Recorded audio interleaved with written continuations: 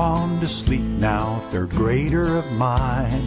The test is tomorrow, but you'll do just fine. It's reading and math, forget all the rest. You don't need to know what is not on the test. Each box that you mark on each test that you take, remember your teachers, their jobs are at stake. Your score is their score, but don't get all stressed. They'd never teach anything not on the test. The school board is faced with... WISE stands for Woodlands Individualized Senior Experience, and it is a program that allows seniors in the last half of their year to explore a topic that they choose with a mentor and something they wouldn't normally come across in a classroom environment. I was teaching high school in Woodlands High School, Hartsdale, New York, starting in 1964 was the first graduating class. And by 68, 69, kids were restless. It was the 60s. There were all kinds of protests against the Vietnam War, for civil rights, for women's rights, for more equitable distribution of income. We were going to change the world. And it was a very, very pregnant environment with lots of expectations. And the kids began to ask questions about how come we're sitting in a classroom in June or in April, right, whatever the time was, when we'll be graduating, and we are still doing the same stuff that we did when we were in first grade, second grade, third grade, with some variation. And I was teaching a course in Introduction to the Behavioral Sciences, and we were actually discussing those issues in terms of stages of a person's life, what is most important, the idea of readiness, when are kids ready to do various things. And it suddenly hit all of us simultaneously, the kids and me and other teachers. These kids are like dead men walking. They're out of here. Their bodies are still here. But by that time, they've been accepted in college, and that's gotten even more that way recently. And let's give them a chance to do something that they would be interested in. So I said to the kids, well, let's go talk to the principal and see if we can figure something out. And they said, Mr. Wyatt, sit down. I know you're very excited about it, but schools don't let you do what you want to do. They make you do what they want you to do. I was devastated because they were right. I said, so our job is to convince the principal that what we want to do is what he wants to do. And sure enough, we rehearsed, we came with a proposal to him, and he said, well, I'll tell you what, why don't you guys experiment with it for the last quarter? And you got all the seniors anyway, you're teaching them. At that time we had about close to 200 kids, and we were team teaching. So go for it. So we started at 7 in the morning. That was in 1970, 71. And we mentored all 200 kids. And the project ranged in so many incredible directions. There was a group that wanted to do Good Samaritanism. Why do some people stop to help somebody in trouble? Why do others run the other way? And they set up a beautiful system, almost like a great sociological experiment, in order to pursue that. 4 boys, jocks. Nobody would have thought they would do something like that. Another person, a young lady, very proper young lady, wanted to do graffiti through history. And at that time, most of the graffiti in New York wasn't on the walls, it was in the bathrooms and subways. Well, you know, you can get an earful and you can get a real big red head, right? Just embarrassed in terms of call Susie for, right?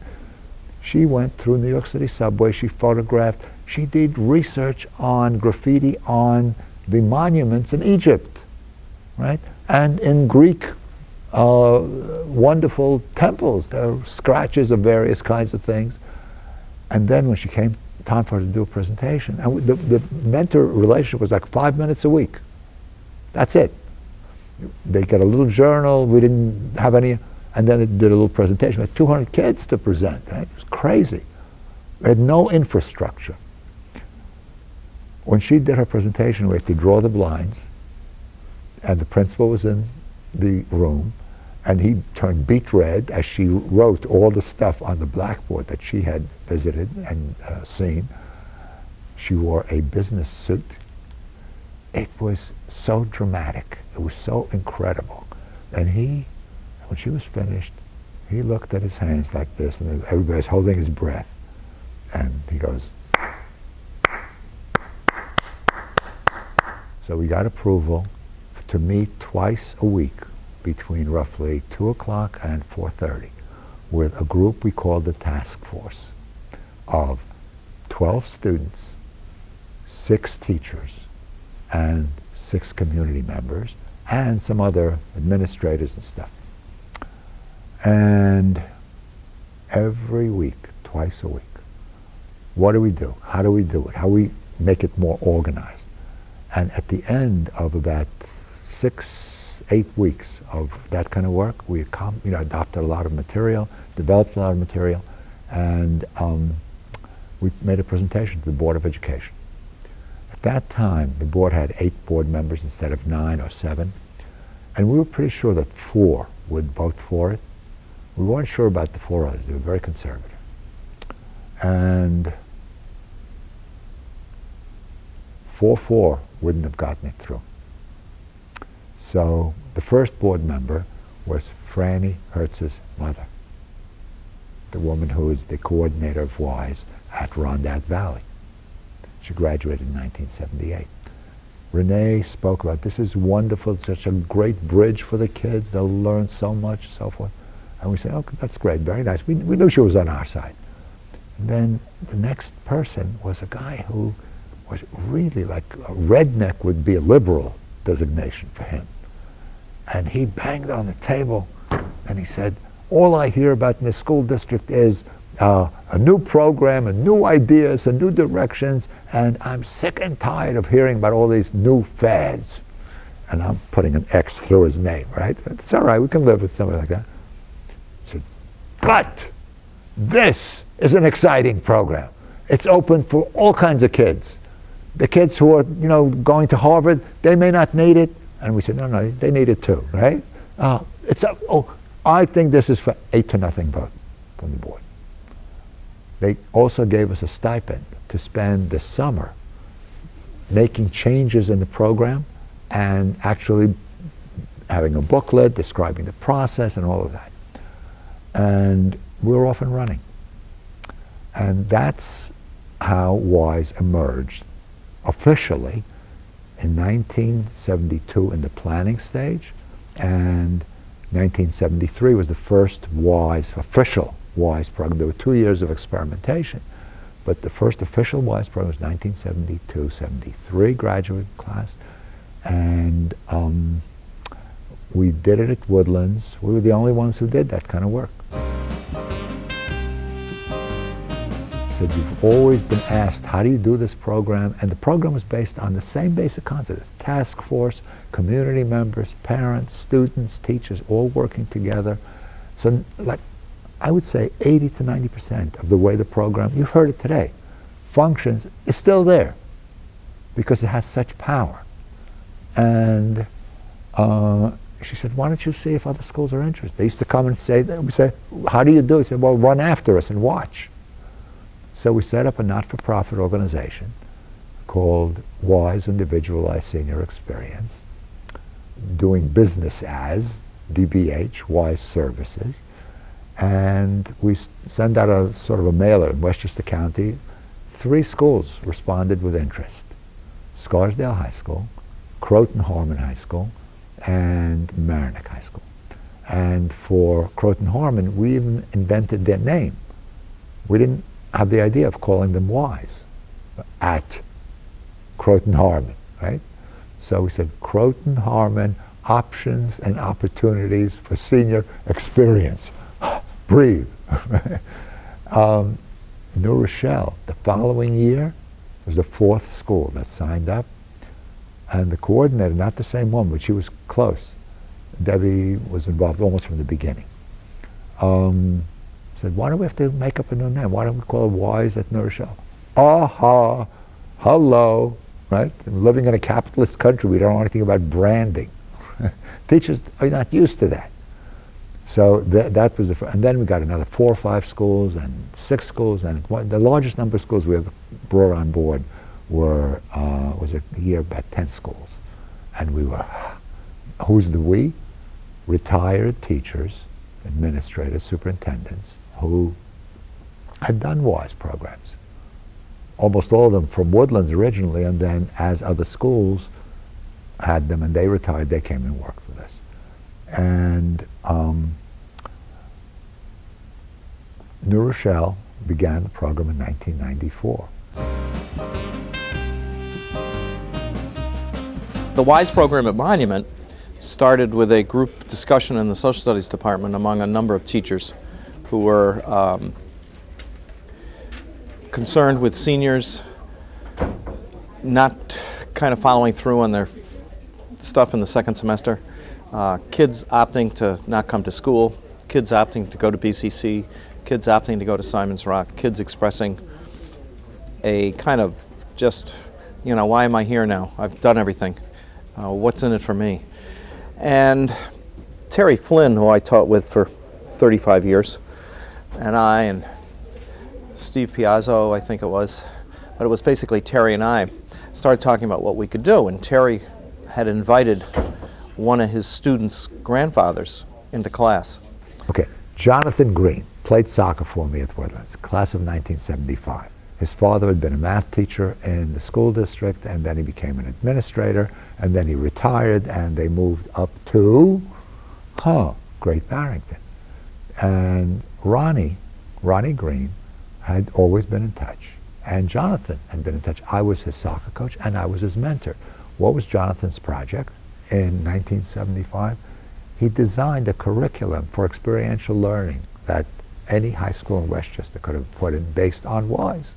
So when we started spreading the program, he knew about it. Papa, Ronnie Green, knew about it, and he said, come up and talk to the kids and talk to my granddaughter. And it happened to be that, and her name was Anna Duhan, was the student, and her grandfather ran a program called the WISE program in a high school in New York, outside of New York City. And he came in and gave a talk about why it would be good to initiate it here. But of course what it needed was somebody to take the ball and run with it. The kids kind of liked it. It was, I think it was in a modern European history class. It was one of those days where it was, I think, the last period of the day. It was, I think, on a Friday. So he said, you know, what the heck? Anna Duhan, who was Ronnie Green's granddaughter, wrote an article saying, "Thank you, Grandpa, for bringing the WISE program to Monument Mountain." And from there, I liked the idea of it. So we started talking about it, and pretty soon from a faculty group of 2, I got the Social Studies Department behind it. And then we went to the administration. And the administration at that time was Jay Canning and Howard Trombley. Howard was the vice principal and Jay was the principal, I believe. And they liked it. They liked the idea of it, but of course the key was we had to get the faculty support, and also we had to get parents involved.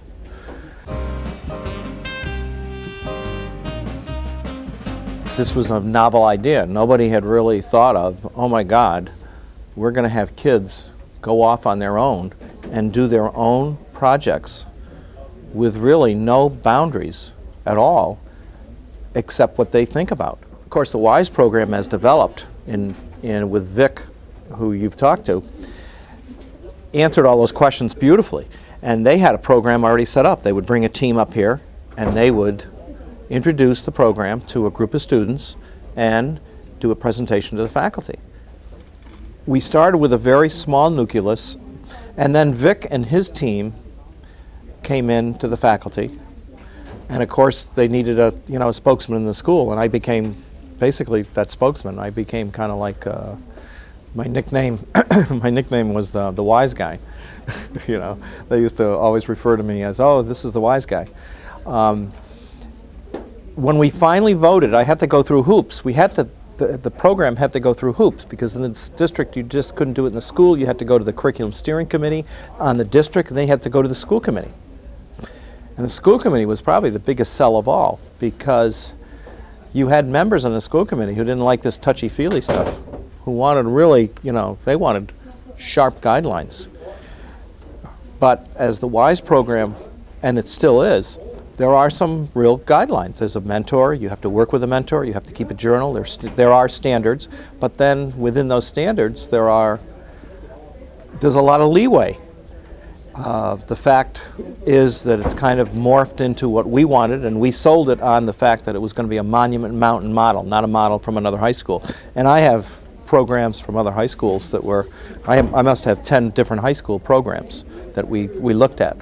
And we tried to take little bits of each and then work it into what Monument Mountain, what works for us. And what works for us is a kind of not, at least originally, not a set guidelines with a handbook that has every rule under the book, because that was actually what we were trying not to do. We wanted to give seniors an opportunity, the second half of the senior year, to explore something that they would never have gotten a chance to in a regular academic setting. And when the faculty voted for it, it's a funny story. We had 2 votes against it. So I think it was 48-2. And one of the people who voted against it was the chairman of the math department. And he came up to me after and he said, I'm sorry I voted against it. I don't really like this idea of kids going off on their own with no guidelines. Well, make a long story short, he became a member of the task force for 3 years. About 2 years later, he loved it. He thought it was a great program, and yet originally he voted against it. So I think with some dedicated mentors, we had Mrs. Hosker, Mrs. Monterosa was one of the original mentors. It set a good tone. And then, of course, as you know, in the school, it's word of mouth. I mean, students know what's going on. Students know, avoid this course, take this course, avoid this teacher, this person's a nice person, etc. Okay, that's the way it works. And that's how the program got sold. Students were shown that they could do within boundaries what they wanted. I worked with a girl the second year of the program who was instrumental in setting up and working with the Barrington Youth Project. She was working with groups of kids, and she wanted to work it into a WISE project. Well, she couldn't have done that if she was here. So we adapted the WISE model that Vic and his team had given us, and then we adapted it to the school. And we're still extraordinarily proud of you guys for the program, but we do wish that more kids participated. And I think that's something we should figure out a way to do. Because one of the things that's happened in a lot of schools, you heard it during this conference, there are all these other things. There are AP courses, there are other experiences, there's a program in your school where the kids run it themselves, but somehow they have to get the understanding that you don't do one or the other, that through a WISE project you can enhance an AP course, you can enhance the independent learning that the kids are doing, you can enhance a peculiar interest that the kid may have, and this has nothing to do with the coursework, right? But that's a tough thing to do. And one of the ways that you can help do it is by documenting kids' projects, right? And bringing kids who've done it back. Because WISE is open to all kinds of kids. The so-called best and brightest, and the so-called worst and dumbest, right? Because the worst and dumbest are sometimes really street smart more than the best and the brightest, but have never been given a chance to show that they can do it.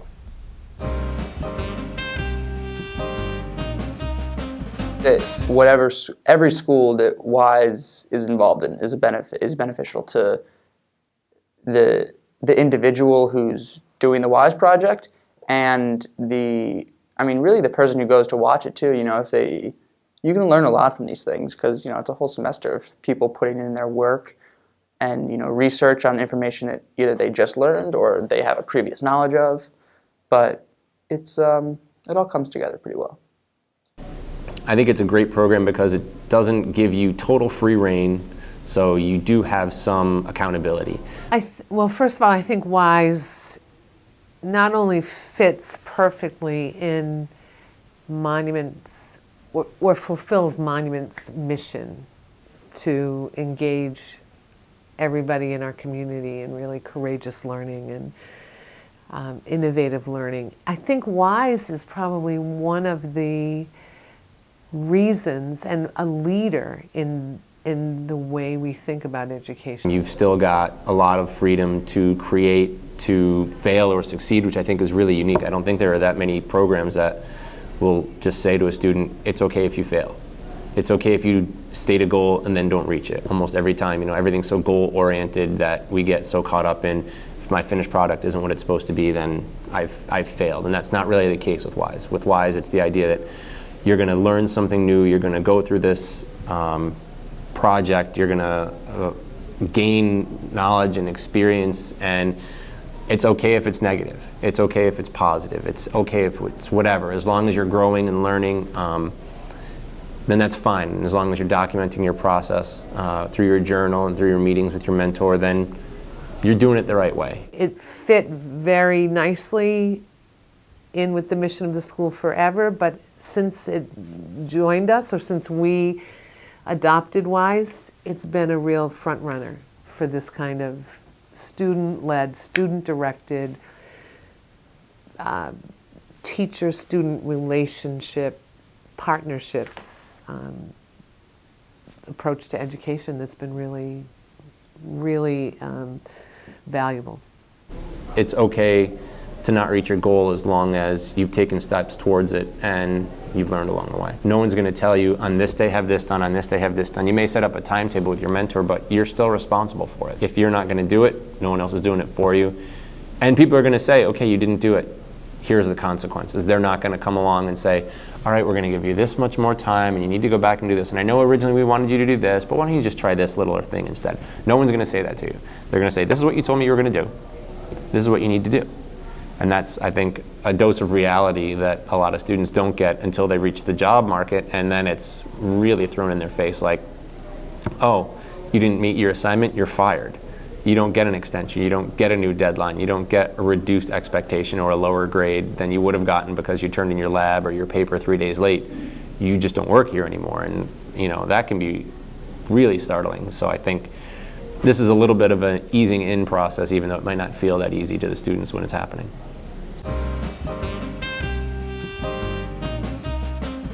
So I went on all these cool trips. I kind of came through all these issues and learned a lot.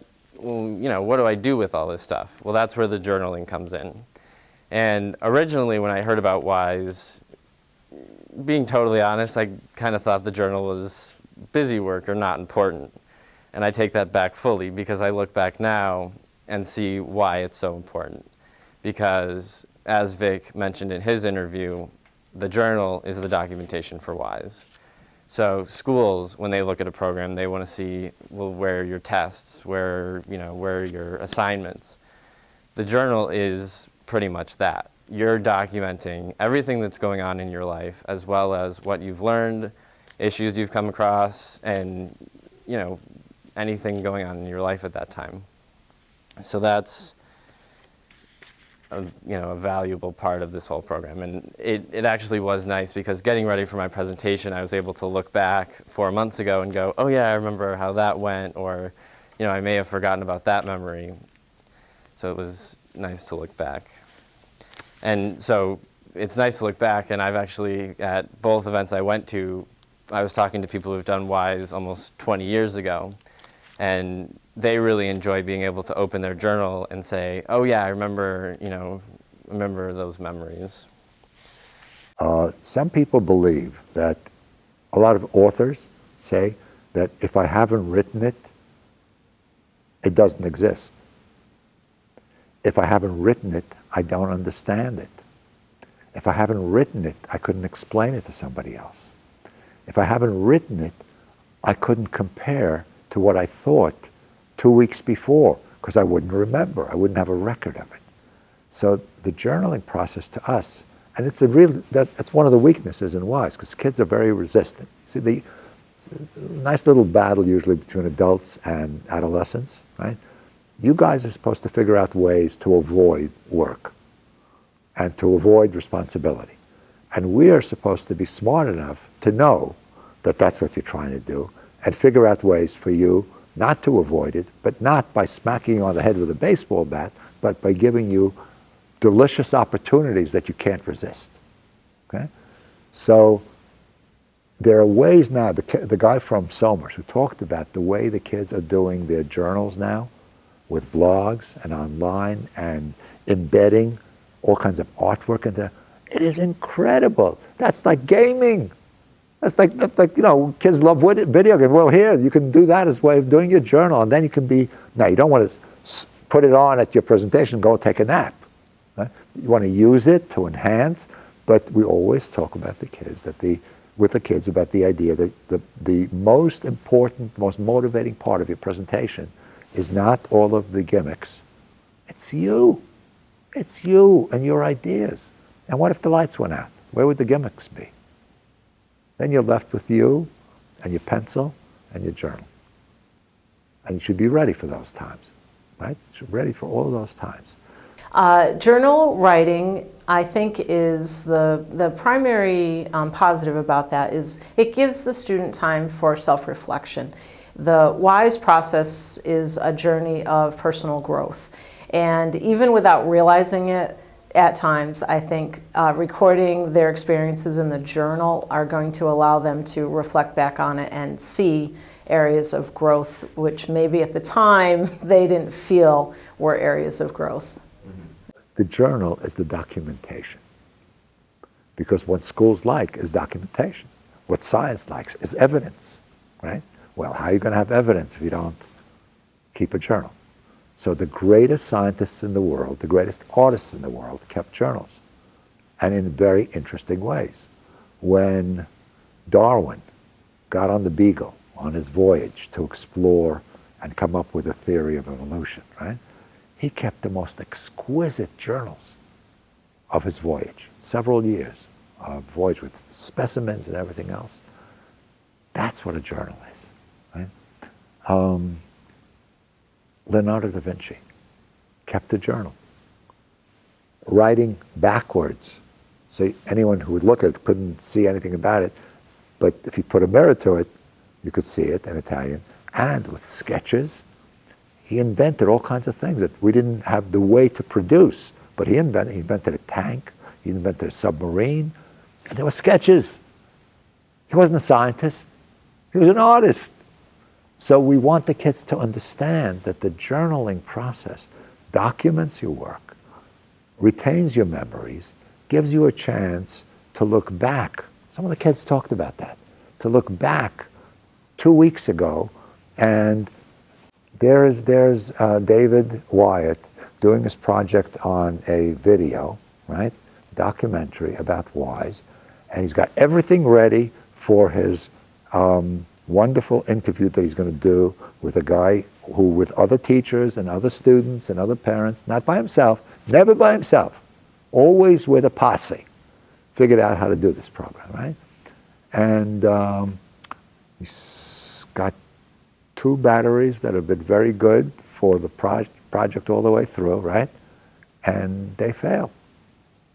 Huh. If you have a journal, right, and that happened to you once, and you wrote about it, it would never happen again.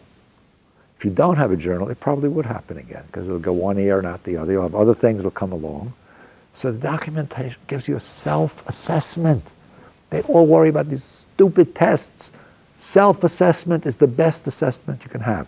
If Stephen is your mentor, and he meets with you 15 times in the course of a year, and each session is 45 minutes, and he takes notes on what you're telling him or he's telling you and so forth, you want a 79.5 for a grade on WISE, or you want a 2-page, single-spaced analysis of how you've grown and how you've changed and how your skills have developed. I mean, it's no-brainer. We can't afford that kind of assessment. Performance. It's too expensive. Baloney! It's too expensive to do the crap that they make you do. And when Michael Mark sang that song about testing, I thought, my God. And then when Harry reinforced it, the sun came out. So the journaling process and the assessment process are all interfolded. And the other one is much more tricky and more difficult. So kids were afraid originally about doing presentations. Probably the single biggest fear in America, if it's not the single biggest, it's the second biggest, is public presentation. People are terrified to speak in public. John Gielgud, who was probably one of the greatest Shakespearean and Broadway actors and Old Vic, every kind of play movie, said until the day before he was in his last production, when he had to go on stage, he threw up. But he knew he had to go on stage, because once he started, he was fine. So WISE is so full of wise directions and wise corrections that you can improve yourself with. One of the reasons we make a big deal about the various kinds of projects is one of the projects that too few kids embrace because they're afraid. They want a product at the end of the process. And we say to them, it's the journey, not the destination. As a mentor, I try to meet immediately with my student at the beginning of the year. I know the WISE program doesn't start officially until second semester, but I found it helpful to meet with students at the very beginning of the year to sort of really understand what their project is going to be, what their goal is to be, informally. And then once the second semester does start, I meet every single week and look at their journal, ask them questions, find out if they're on track. Most of the time it's a fairly easy process because the students are motivated, but sometimes it turns into me tracking them down and asking them if they're truly committed to the process.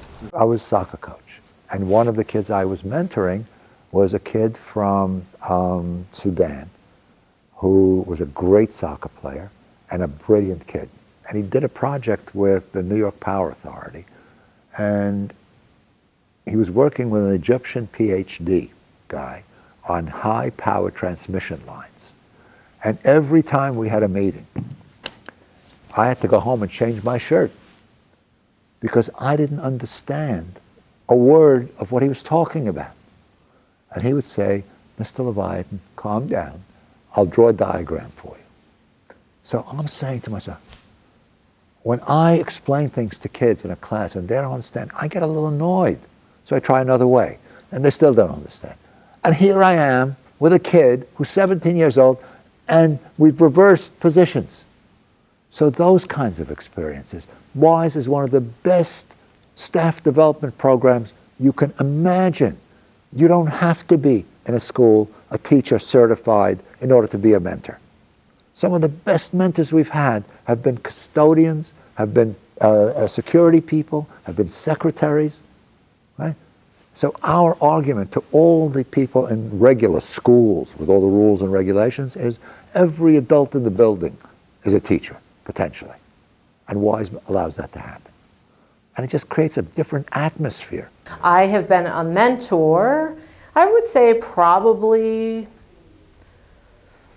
about approximately 10 times throughout the history of WISE. I've had students who were very self-motivated, and they would just check in once a week and say, here's my progress, you know, this is how far I am along, these are my goals, here's what I'm doing, and they've really been self-driven. And then there have been mentor relationships where I've had to try to help students organize and kind of push them forward a little bit and help them over some obstacles so that they continue on and go forward. Well, I've had extremely successful WISE projects the vast majority of the time, but there have been a couple where the students have just dropped out of the program or failed it.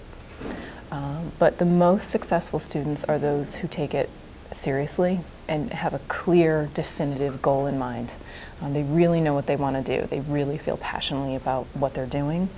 Those are the most successful, and not always academically successful students, but just students who feel strongly about one particular interest. Those are usually the most successful.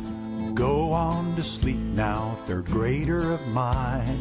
The test is tomorrow, but you'll do just fine. It's reading and math, forget all the rest. You don't need to know what is not on the test. They want a product at the end of the process. And we say to them, Remember your teachers, it's the journey, not the destination. Their score, but don't get all stressed. They'd never teach anything not on the test.